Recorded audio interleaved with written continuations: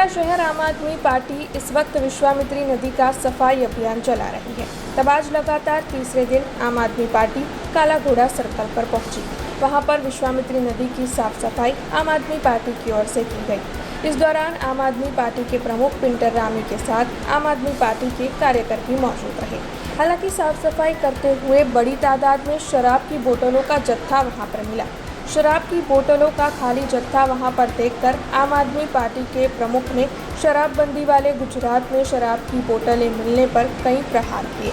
आम आदमी पार्टी के प्रमुख पिंटर रामी की ओर से शासक पक्ष पर कई प्रहार करते हुए विश्वामित्री नदी की साफ सफाई के दौरान उन्हें कितनी ज़्यादा गंदगी मिली है उसे दिखाते हुए और क्या कहा गया, आइए आपको सुनाते हैं। आम आदमी पार्टी वडोदरा शहर द्वारा છેલ્લા 2 દિવસથી આજે ત્રીજા દિવસે વિશ્વામિત્રી નદીની જે સફાઈ છે અને કામગીરી કરવામાં આવી છે, શ્રમ યજ્ઞ કરવામાં આવ્યો છે, ત્યારે તમે જોઈ શકો છો કે ખૂબ મોટા પ્રમાણની અંદર આ વિશ્વામિત્રી નદીમાંથી કચરો નીકળ્યો છે। પૂર આવ્યું અને 1 મહિનો ને 1 દિવસ થઈ ગયો છે, તેમ છતાં પણ આ વડોદરા મહાનગરપાલિકાના વહીવટી પાંખ અને ચૂંટાયેલા પ્રતિનિધિઓ આજે પણ મસ્ત મસ્તીમાં હોય એવું સ્પષ્ટપણે અમારું માનવું છે। જ્યારે આખા વડોદરા શહેરની અંદર તારાજી સર્જાઈ, લોકોને જાનમાલને બહુ મોટા પાયા પર નુકસાન થયું, ત્યાર પછી પણ આ તંત્ર જાગ્યું નથી। ત્યારે આમ આદમી પાર્ટીએ આજે સંકલ્પ લીધો છે કે શ્રમ યજ્ઞ કરીશું, વિશ્વામિત્રી નદીને સાફ કરીશું। તમામ ઘાટ જે ઘાટ આવ્યા છે, જ્યાં ગંદકી છે, એ તમામ ગંદકીઓને પણ દૂર કરવાનું કામ આમ આદમી પાર્ટી દ્વારા કરવામાં આવશે। અગાઉ ગુજરાત સરકાર દ્વારા 500 કરોડ રૂપિયાની ગ્રાન્ટ વિશ્વામિત્રીને ફાળવવામાં આવી હતી।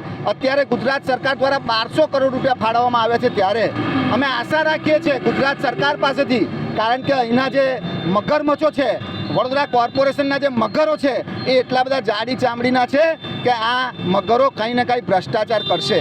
માટે આ વિશ્વામિત્રીમાં ખરેખર 1200 કરોડ રૂપિયા જો વપરાય તો મને સ્પષ્ટપણે મારું માનવું છે કે આ વિશ્વામિત્રી 100% સારી થશે।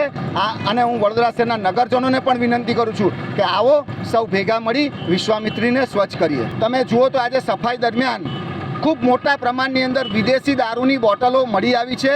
એનો મતલબ સ્પષ્ટ છે કે આ ગાંધીના ગુજરાતની અંદર મોટા પ્રમાણની અંદર દારૂની રેલમછેલ થતી હોય અને જાણે કે વહીવટી પાંખ હોય કે ચૂંટાયેલા પ્રતિનિધિ હોય એના સીધા ઇશારે જો આવું થતું હોય એવું અમારું સ્પષ્ટપણે માનવું છે। મારું માનવું છે કે વિશ્વામિત્રીની અંદર જે પ્રતિબંધિત વિસ્તાર છે એ પ્રતિબંધિત વિસ્તારને રેસિડેન્શિયલ વિસ્તારની અંદર ફેરવી અને જે મોટામાં મોટો ભ્રષ્ટાચાર કર્યો છે એવા તમામ અધિકારીઓ અને એવા નેતાઓને સૌથી પહેલાં જેલમાં નાખવા જોઈએ।